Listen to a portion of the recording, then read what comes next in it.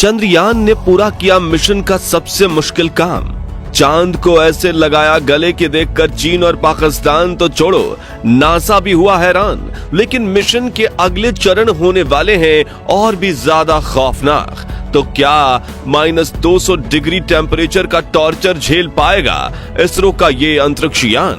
दोस्तों, इसरो की तरफ से एक बहुत ही बड़ी खबर निकल कर आ रही है। दरअसल इसरो के वैज्ञानिकों ने अब चंद्रयान 3 के सबसे ताकतवर बटन को दबा दिया है और अंतरिक्ष में दहाड़ मारते हुए तूफान की रफ्तार से दौड़कर चंद्रयान 3 ने इतना बड़ा कीर्तिमान हासिल किया है कि देखकर दुनिया भर की स्पेस एजेंसीज हैरान हैं।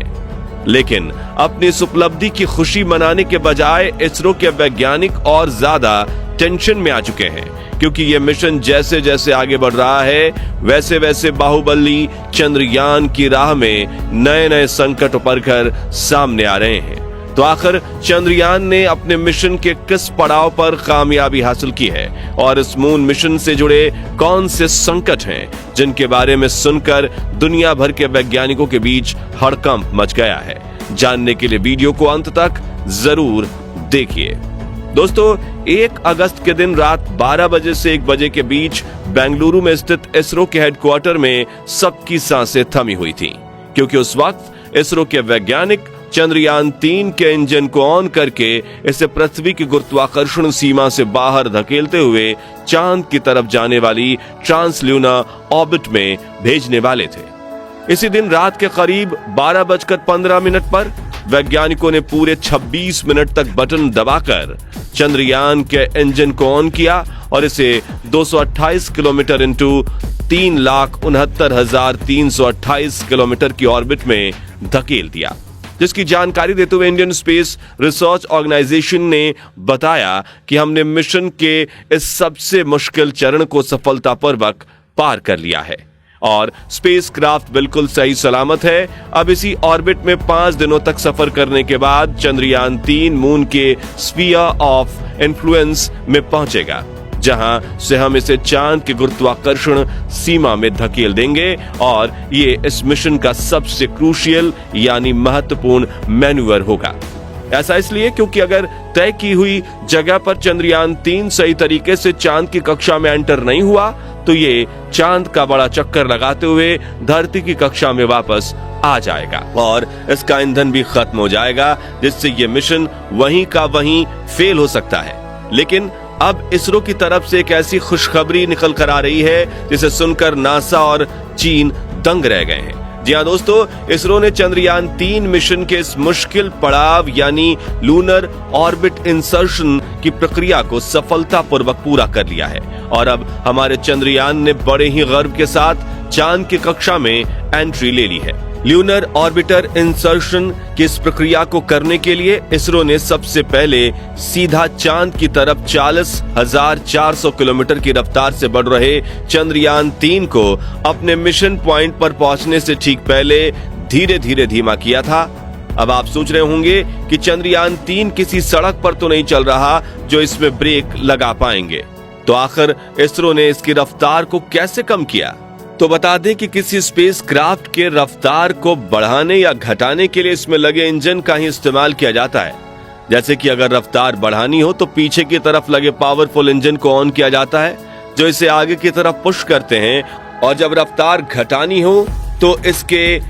आगे लगे हुए इंजन की गति के विरुद्ध दिशा में लगे डिबूस्टर्स को फायर किया जाता है, जो विपरीत दिशा में फोर्स लगाते हैं और स्पेसक्राफ्ट की गति कम हो जाती है। इस प्रक्रिया को डीबूस्टिंग कहा जाता है,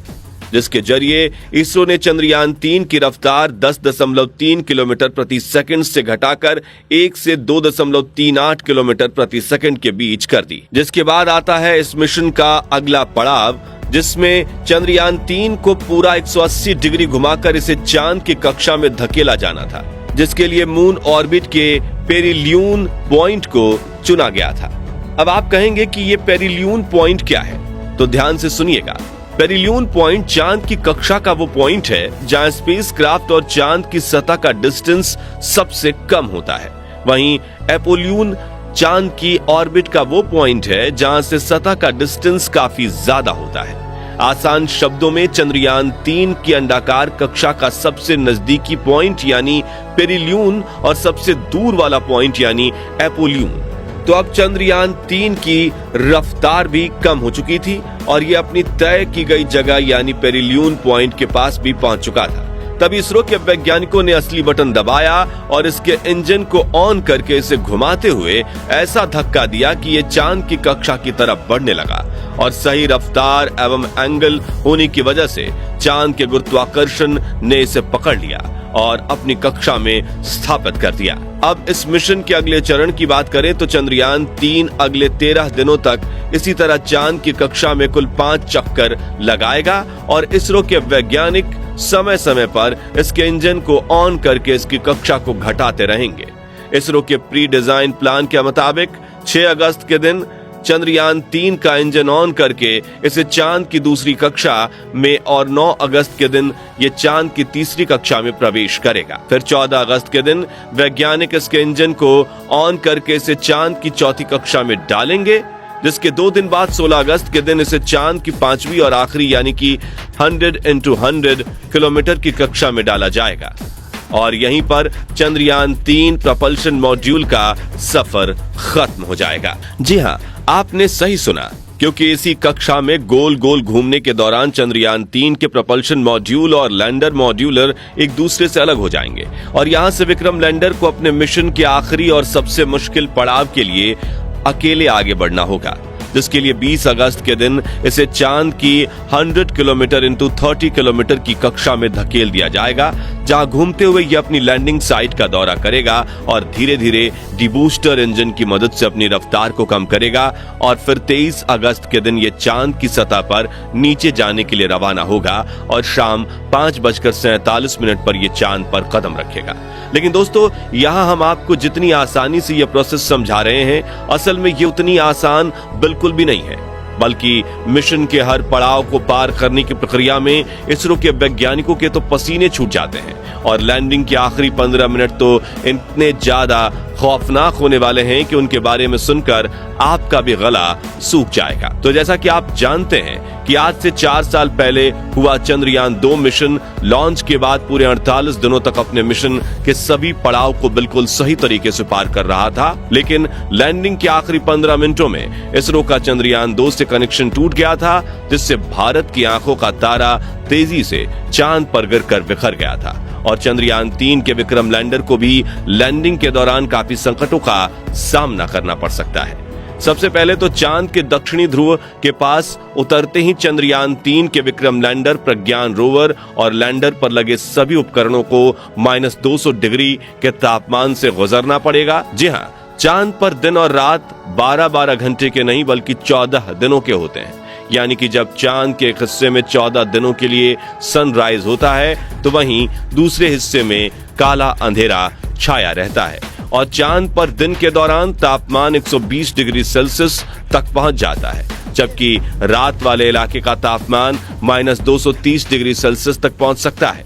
ऐसे में चंद्रयान 3 को कुछ दिन पृथ्वी से बहुत ज्यादा और बहुत दिन कम तापमान का सामना करना पड़ेगा। वहीं चांद के दक्षिणी ध्रुव के पास दूरी ज्यादा होने की वजह से कई बार धरती पर बैठे वैज्ञानिकों का संपर्क टूट जाता है। इस वजह से पिछली बार वैज्ञानिक चंद्रयान 2 को संभालने में नाकामयाब हुए थे और वो क्रैश लैंड कर गया था, लेकिन इस बार वैज्ञानिकों ने इसे आर्टिफिशियल इंटेलिजेंस के साथ 9 एडवांस सेंसर शामिल कर बनाया है, जो इसे खुद निर्णय लेने के लिए डेटा और क्षमता देंगे। लेकिन फिर भी